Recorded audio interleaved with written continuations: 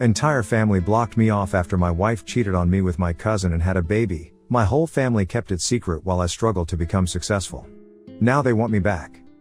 So there's a lot of context here. Kindly bear with me as I explain this whole situation to my family right now.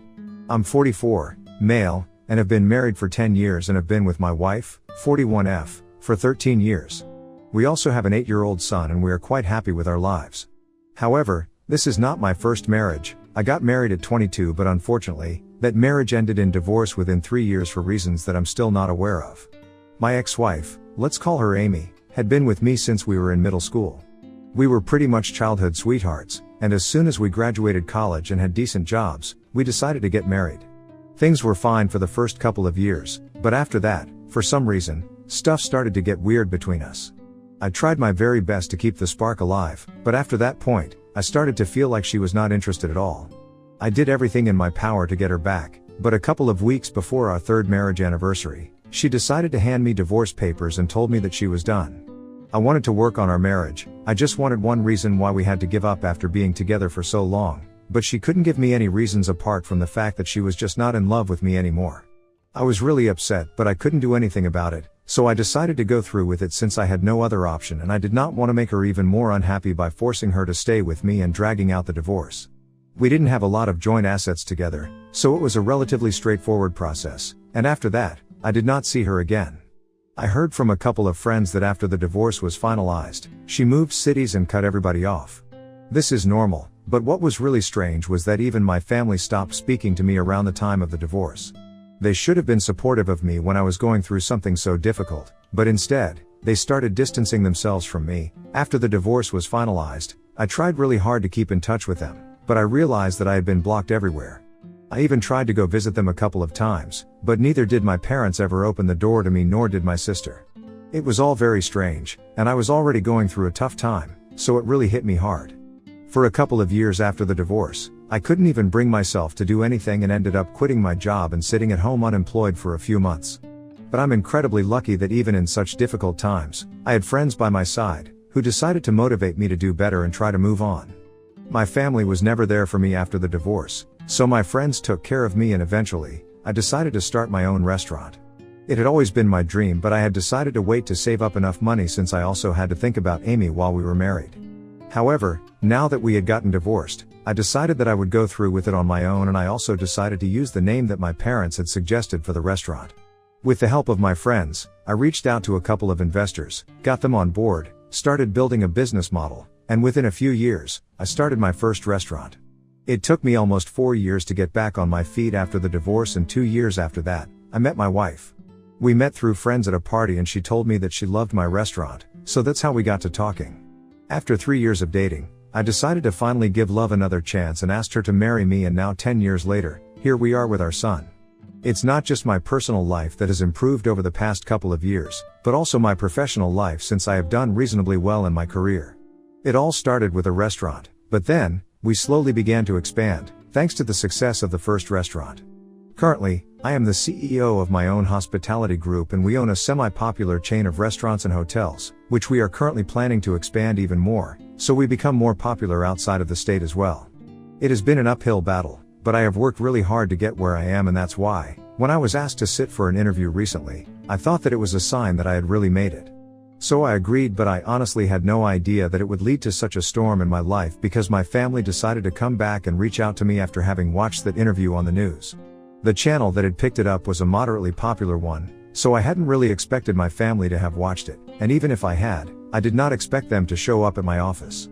It's not really private information where my workplace is, so it must have been quite easy for them to find me, but anyway, it was still quite inappropriate for them to show up at my workplace and demand to see me during work hours. Unfortunately, 3 days back, that's exactly what they did, and it was quite weird for me to see them after so long. When they showed up, I was working, but the receptionist told me that my family was waiting outside. At first, I thought that it was my wife and my son that she was talking about, which would have been weird because my wife was at work, and my son was at school. But then, she clarified and told me that it was my parents and sister who were there to see me. It was then that I started finding it difficult to process what was going on, and so, I told the receptionist that I would see them later, but for now, they would have to be told to leave. But of course, they did not leave and started throwing a tantrum, So I had to intervene because I did not want security to throw them out of the building before I got a chance to speak to them and find out what on earth was happening. So I went to see them in the lobby, and as soon as they saw me, they started acting like nothing had changed since the last time that I saw them, which was almost 20 years ago. They literally started fawning over me instantly, telling me how great it was that I had become successful enough to make it to the news and how inspiring my story was. It felt very weird to hear them say that because since they were my family, they actually should have been part of that story, and I kept trying to brush it off by telling them that I had to go back to work, but then, they started talking about how they had seen my family as well.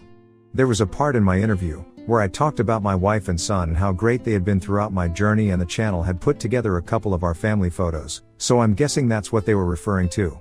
And they started telling me that they really wanted to meet my wife and their grandson as soon as possible because they had spent a really long time away from all of us. At that point, they started telling me that I had not put in enough of an effort to get in touch with them after the divorce and that I should have tried harder. Then, I realized that I might finally be able to find out what exactly had gone back then, so I decided to let them talk instead of telling them to leave, and even took a seat in the lobby with them, so I could get to the bottom of what had happened those years ago, just so that I would get some closure. And while they were talking, I discovered the real reason that Amy had decided to get a divorce from me, and why exactly my family had abandoned me after that. You guys might have figured it out by now, but yeah, Amy had been cheating on me, and I had never had a clue because my parents had been helping her cover it up all along. Don't judge them too quickly, though, since they had their reasons.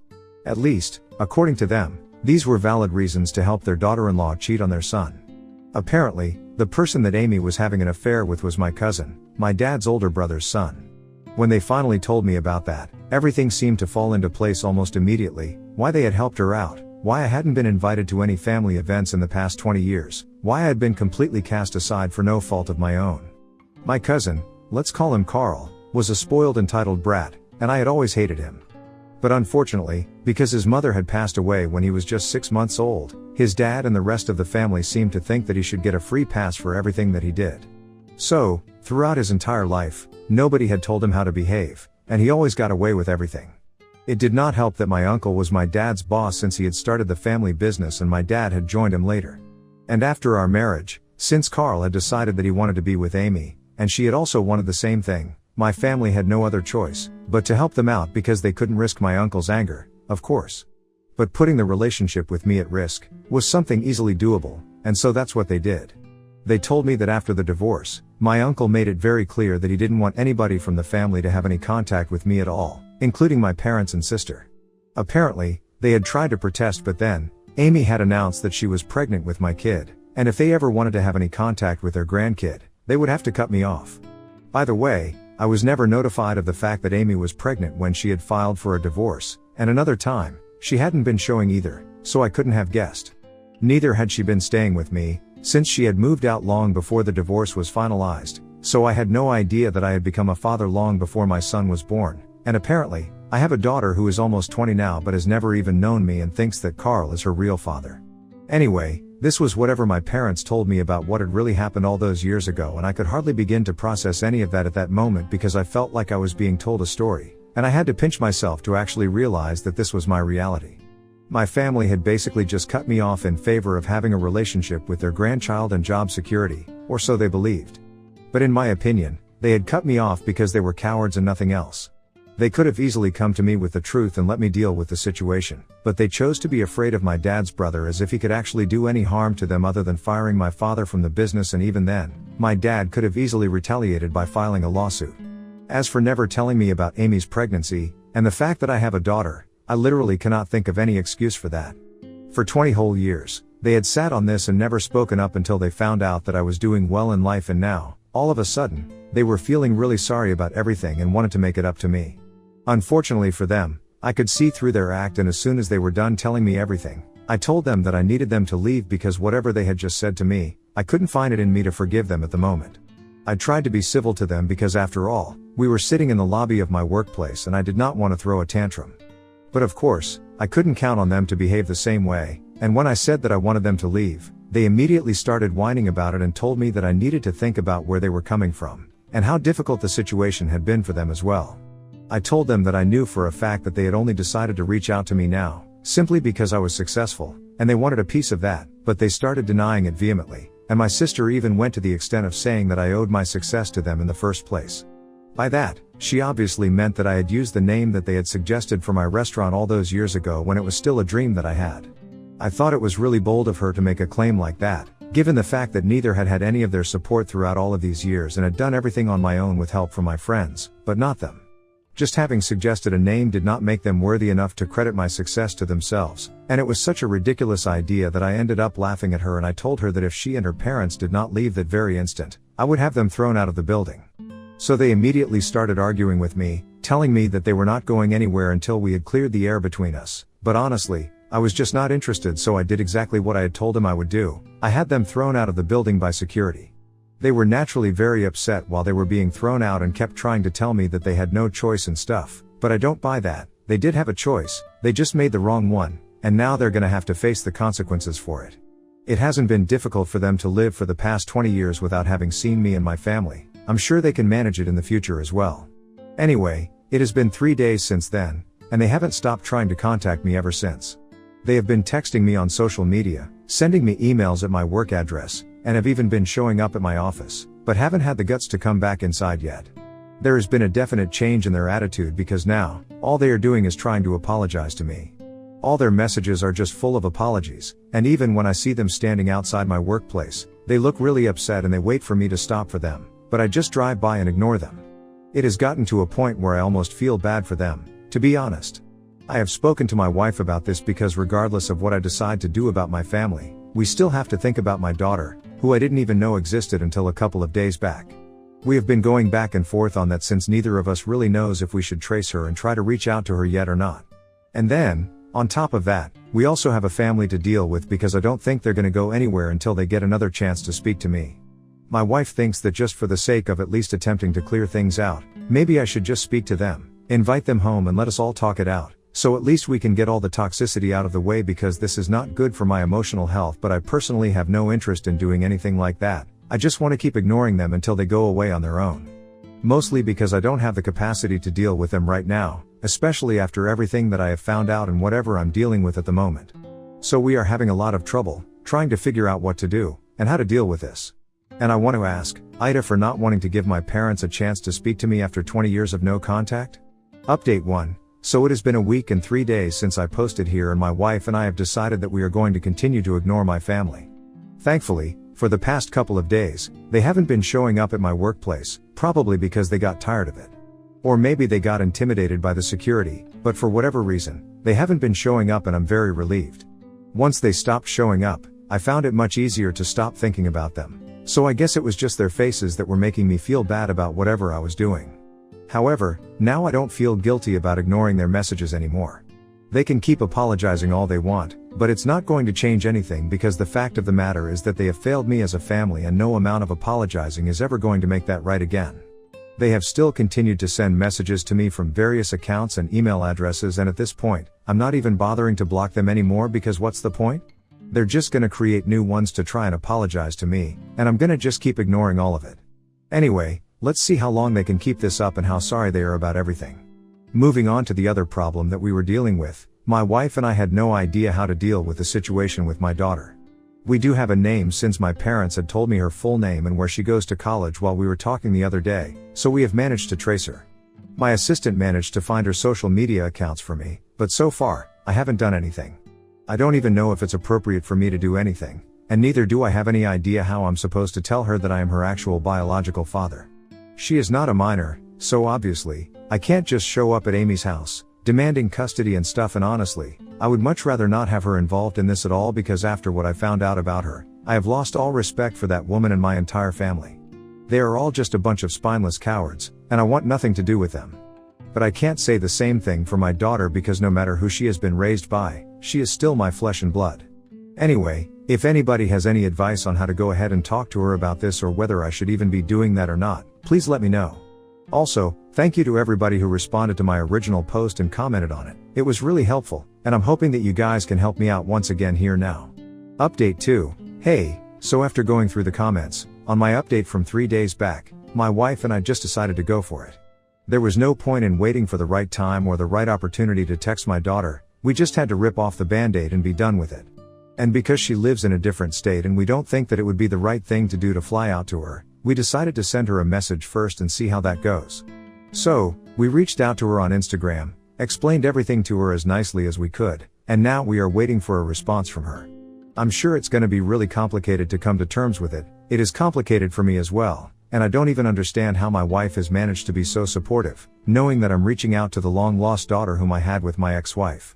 I'm sure it's a lot of complicated emotions for all of us, but we are trying our best and I'm really hoping that my daughter reaches back out to me because I would really love to have a relationship with her. Now, coming to my parents and what they are up to, they haven't shown up at my workplace in a really long time, and yesterday, they sent me a really long email saying that they were really sorry about everything, but they genuinely want to repair their relationship with me and they just need one chance for me. They told me that they wouldn't be reaching out to me again, but they're gonna wait for me to reach out to them instead. Honestly, I'm kind of relieved that they took the hint and realized that I really don't want to speak to them right now. I already have a lot on my plate to be dealing with at the moment. The last thing that I need is for them to create more drama. Now, I'm just hoping that they stick to what they said, and do not reach out to me again. If I feel ready or if I want to speak to them at any point, I will do so myself. However, right now, it seems very unlikely that it's going to happen anytime soon because now that I know the real reason that they hadn't spoken to me in 20 whole years, the situation has become much worse with them. I feel betrayed and hurt, and I don't think that's going to go away anytime soon. At least, the one good thing that came out of this was that I found out about my daughter, and now, I really hope that she decides to give our relationship a chance. I haven't told my son about this yet, just in case she doesn't want to talk to us. I wouldn't want to give him false hope. But if things go well, he might find a sister in her, and I might be able to get to know the daughter that I never knew I had. I just have a lot of emotions right now and I'm really trying hard to keep it together. Update 3. Hi. So almost 2 weeks ago, I reached out to my daughter on social media, and I sent her a message, telling her everything about who I was and how she was related to me. After that, for 2 weeks, I waited for her to respond, and today, I finally got a text back. She didn't say much, just told me that she had spoken to her mother about me after my message and had finally found out that I was her biological father. Obviously, this had come as a shock to her because, for the past 20 years, she had believed that Carl was her biological father and had no idea that she wasn't his daughter.